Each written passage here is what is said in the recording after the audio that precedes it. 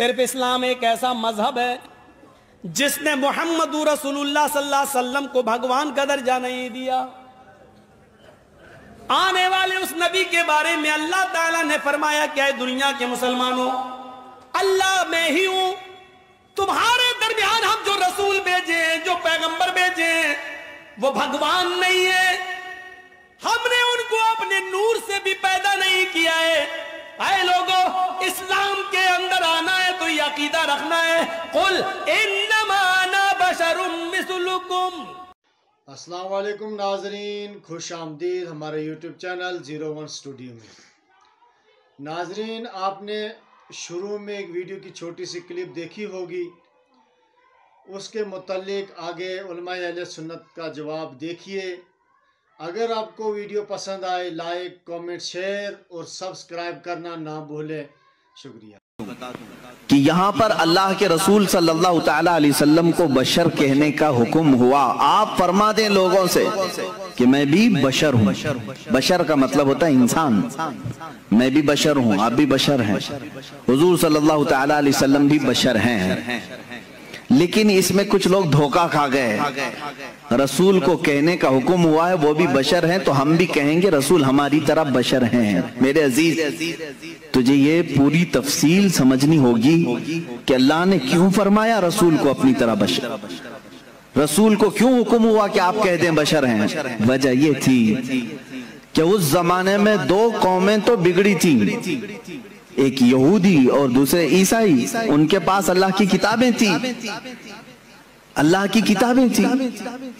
یہودیوں کے پاس تورات بھی تھی، انجیل بھی تھی، عیسائیوں کے پاس انجیل تھی، نبی بھی آئے ان کے پاس۔ لیکن یہ قومیں کیسے بگڑی؟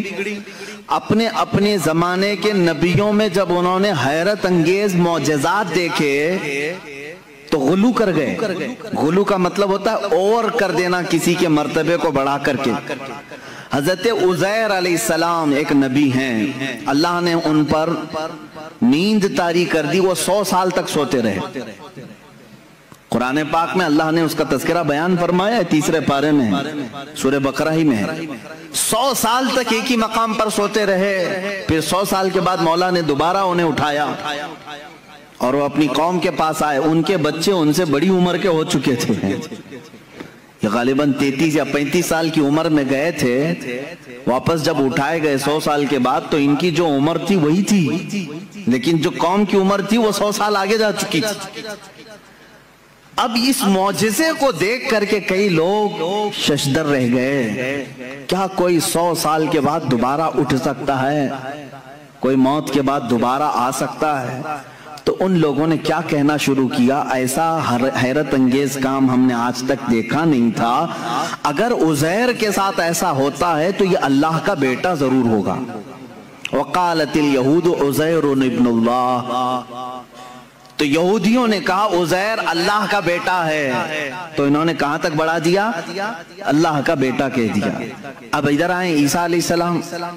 عیسیٰ علیہ السلام دنیا میں وہ تنہا شخص ہیں جو بغیر باپ کے پیدا کیے گئے۔ آدم علیہ السلام کے بعد، آدم علیہ السلام کو تو اللہ تعالیٰ نے بغیر باپ بغیر ماں کے پیدا کیا، لیکن عیسیٰ علیہ السلام صرف اور صرف حضرت بی بی مریم سے پیدا کیے گئے، اور حضرت مریم کو کسی نے چھوا تک نہیں، وہ اتنی پاکیزہ تھی۔ جبرائیل امین علیہ السلام نے پھونک ماری اور وہ حملہ ہو گئی، اس حمل سے حضرت عیسیٰ علیہ السلام پیدا ہوئے، اور عیسیٰ علیہ السلام کا لقب بھی ہے روح اللہ۔ اب عیسیٰ علیہ السلام کے کچھ معجزے بھی تھے، وہ مٹی کے پرند بناتے تھے، مٹی کے کیچڑ، اس میں پھونک مارتے تو پرندے زندہ ہو کر اڑتے تھے، یہ قرآن پاک میں ہے۔ جب عیسائیوں نے یہ تمام حیرت انگیز معاملات دیکھے نبی سے تو کہہ بیٹھے عیسیٰ اللہ کا بیٹا ہے۔ کیا کہا؟ عیسیٰ اللہ کا بیٹا ہے، معاذ اللہ رب العالمین۔ وقالت النصارى المسیح ابن اللہ، نصارہ نے کہا عیسیٰ علیہ السلام اللہ کے بیٹے ہیں۔ پتہ یہ چلا کہ جب نبی سے کوئی حیرت انگیز کام قوم دیکھتی ہے تو خدا تک پہنچا دیتی ہے۔ उज़ैर अलैहिस्सलाम 100 साल के बाद दोबारा उठे तो कौम ने कह दिया अल्लाह का बेटा है। ईसा अलैहिस्सलाम बगैर बाप के पैदा किए गए और मिट्टी के परिंदों में फूंक मारते तो उड़ने लगते, तो ईसाइयों ने कह दिया वो अल्लाह के बेटे हैं। अब इधर मक्का मुकर्रमा में जो जलवा रसूल देखा है, रसूल करीम सल्लल्लाहु ताला अलैहि वसल्लम के एक आध हैरत अंगेज काम नहीं है, हर दिन एक मौजज़े का सुदूर है। कभी ये रसूल उंगली उठा करके इशारा करे चांद फट जाए, कभी वो बेजुबान जानवरों से कलाम करें, दरख्त उखड़ कर उनकी बारगाह में आ जाए। तो ये हैरत अंगेज काम जो रसूल पाक के साथ हो रहे थे, तो अब अरब के लोग पिछली कौमों की तरह बिगड़ ना जाएं और रसूल को ये ना कह दें कि ये खुदा उतर पड़ा है। अल्लाह ने फरमाया रसूल आप कह दें कि मैं बशर हूं। अल्लाह ने क्यों फरमाया कुल इन्नमा अना बशरुम मिस्लुकुम, ऐ हबीब आप फरमा दे मैं बशर ही हूं, कि तुम धोखा ना खा जाना, मुझे खुदा मत समझ लेना।